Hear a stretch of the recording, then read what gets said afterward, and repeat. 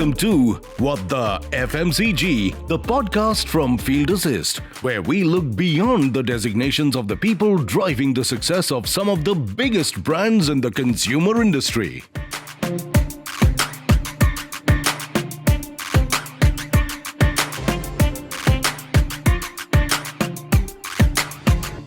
Hi everyone, welcome. We are back with another episode of What the FMCG, the podcast from Field Assist. Here we meet senior leaders from CPG and FMCG industry and get to know them a little bit more. So, आज किससे मिल रहे हैं Chitransh? Let me tell you, Varun. Today we have a very special guest and an accomplished leader who has built his career in FMCG and digital transformation space. Let me introduce you to Mr. Rajan Surendran of Wipro Enterprises, which is a 17,000 crore company.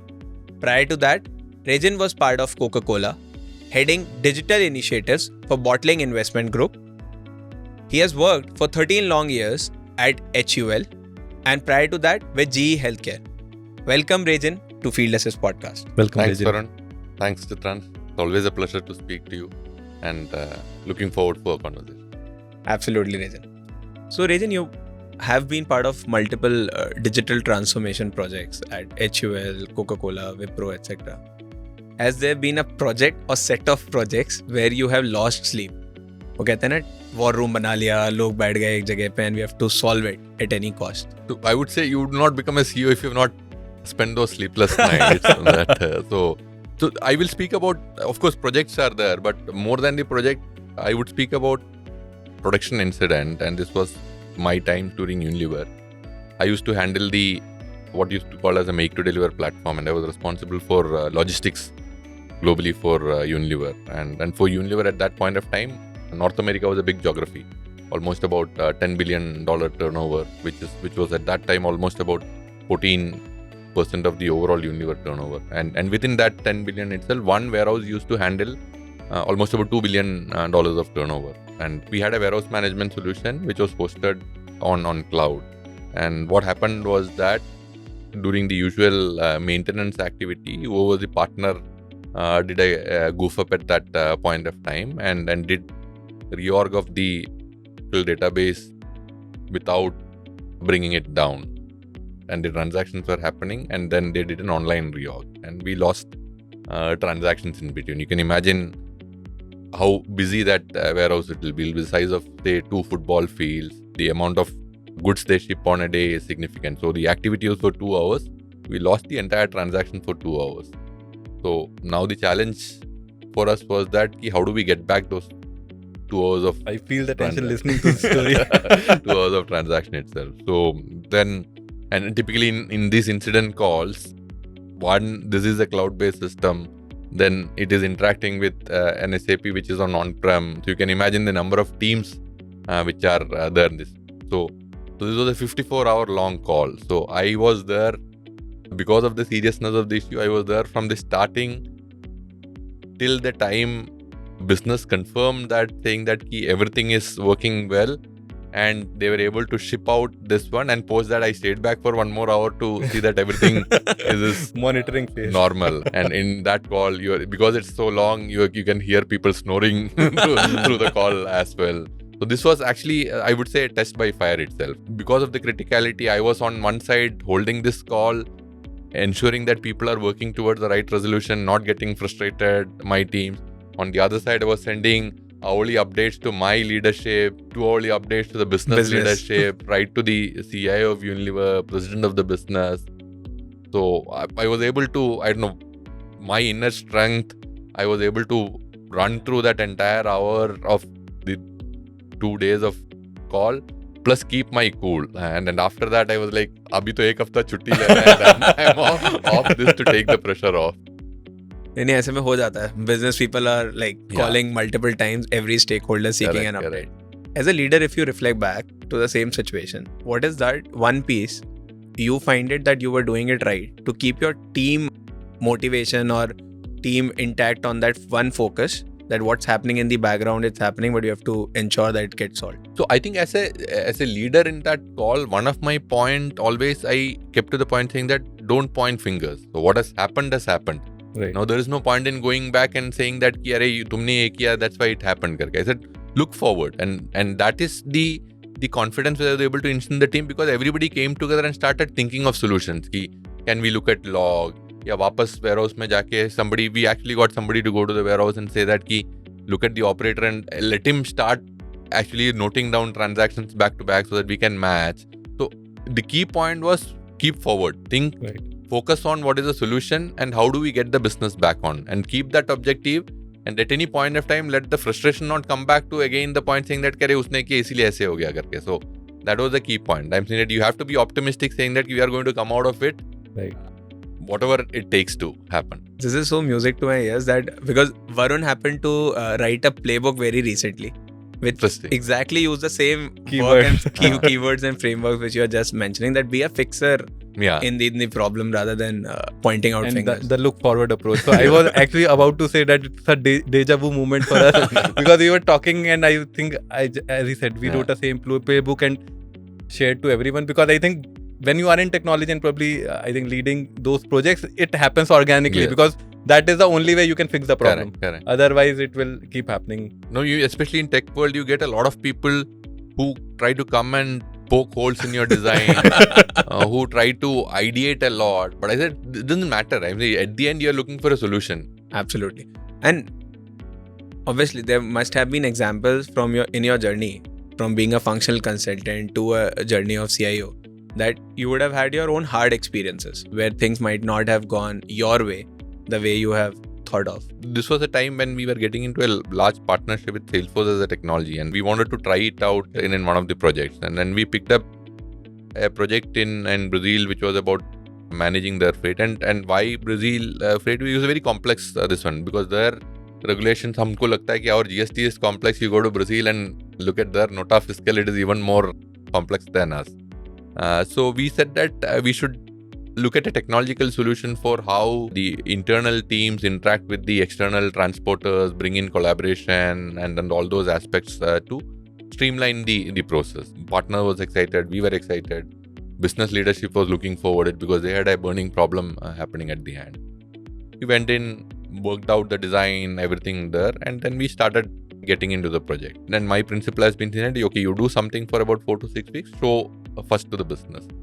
I showed it to the business, and of course business wanted more things, so it went into a spiral loop of where multiple requirements came up post that, and it became too complex for the platform to handle it, because while it's a good platform, it's still a platform where you are supposed to configure certain things. You can't get into an endless mode of development on top of that. So I reached a stage where it was not moving forward, and that is where the decision was upon me on saying that I sit back and with the assurance of the partner and the others saying that next 2 weeks something will happen, something better will happen. I don't know, it's enough of it. At least let me discuss with my management team and saying that this is what I feel. He's saying that this is going somewhere. Probably if we invest another 6 weeks, something could come out, but I feel that we should pull the plug on it. So I think multiple learnings which I picked up from that. One, again, business comes first, not technology. So don't get too fascinated by technology and go into an endless whirlpool where you are just sucked into saying that kuch to acha hoga karke. That is one thing. Second, I think it's always, you can own up your failures. It's not that people will let go of. You will have to still face the heat and music about what has gone wrong. But at later point, people appreciate for your candidness to coming up and saying that you have been owned up, and you put that in reality, saying that yes, we have lost this much money, but if I've continued for this more months, you could have lost more money.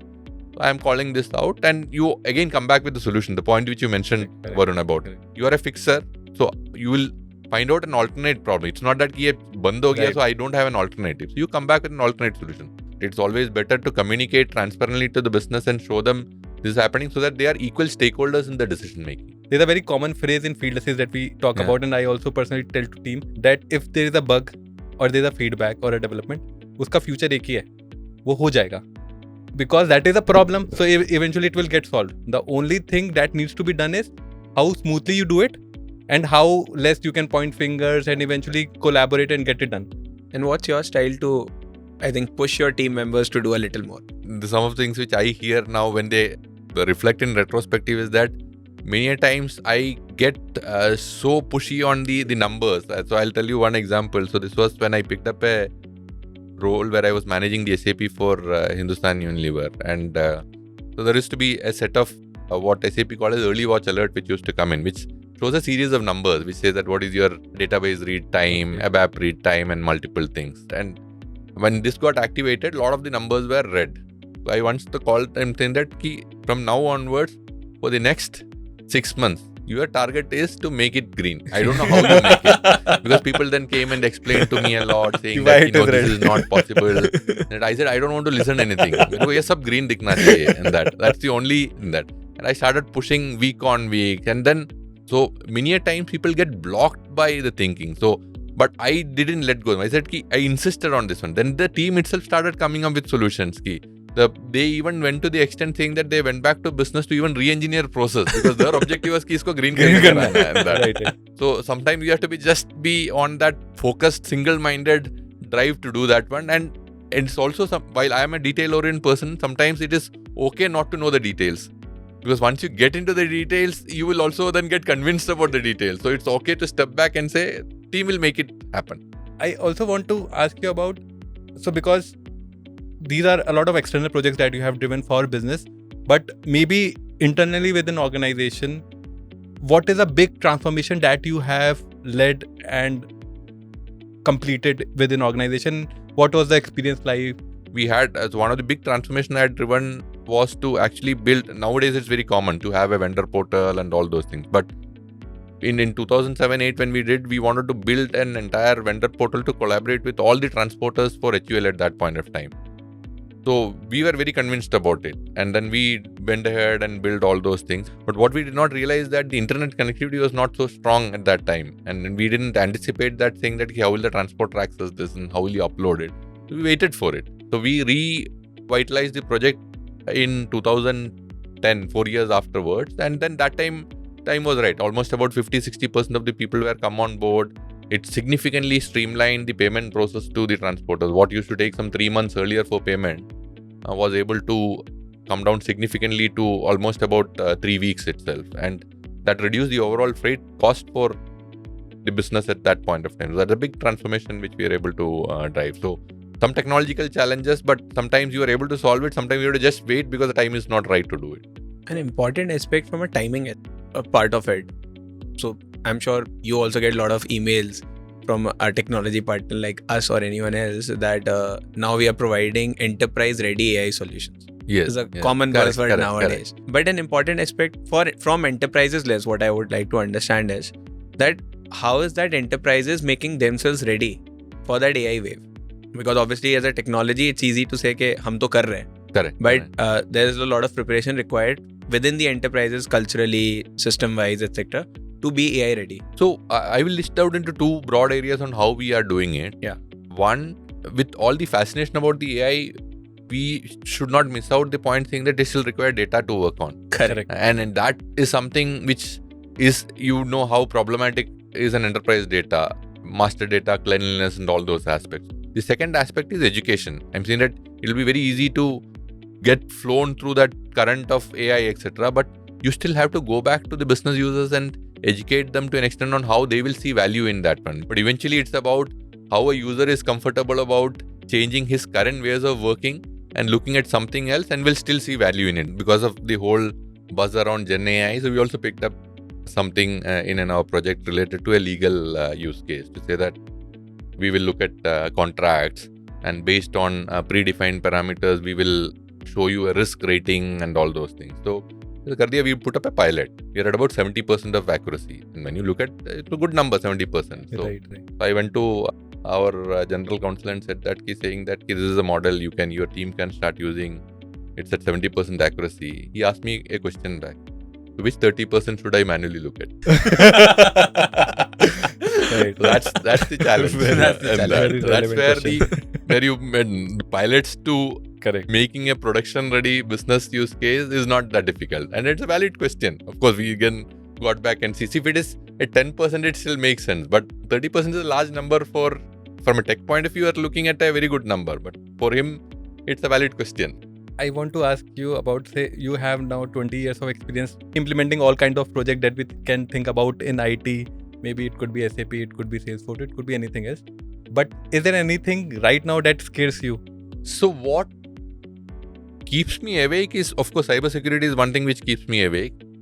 Second part, there are of course large scale projects which keeps running. So the likes of S4HANA, ERP transformation, because they are the scary ones, because these are the ones where it's essential for the business to function, but business doesn't see significant value to the tune of the investment which they make. So that is another one which always keeps me awake. And third is about, it's not about keeping it, more about saying that what else can I do to provide value to business? As you mentioned, I mean, there's a lot of buzz about AI.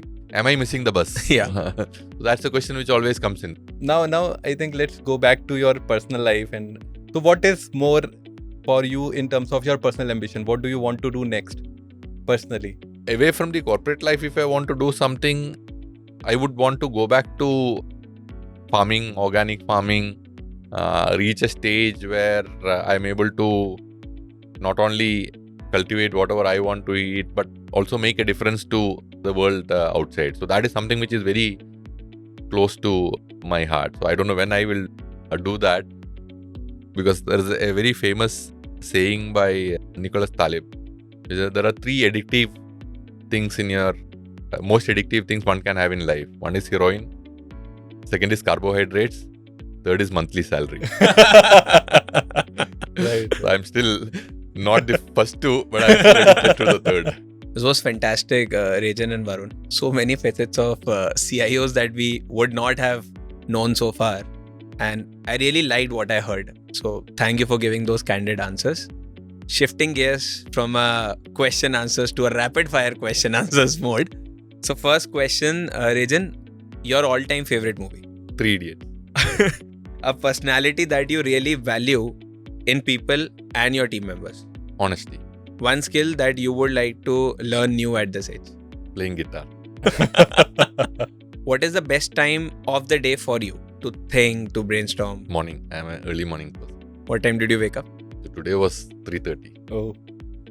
And is this normal or today was an exception? No, normal is about 5. So, okay. So I can't sleep after sunrise. Sunrise. So whatever time I sleep, by the time sun rises, I am I would up. like to have this problem. A tech leader that you follow? So recently, Satya Nadella. An unconventional question that you ask your potential hires. So the two questions I always ask people is that, what does your manager say about you? And what does your team member say about you? So that usually provokes the people to think a bit about how they are seen in the organization. So it was amazing. Thank you so much, Rajan, for your time.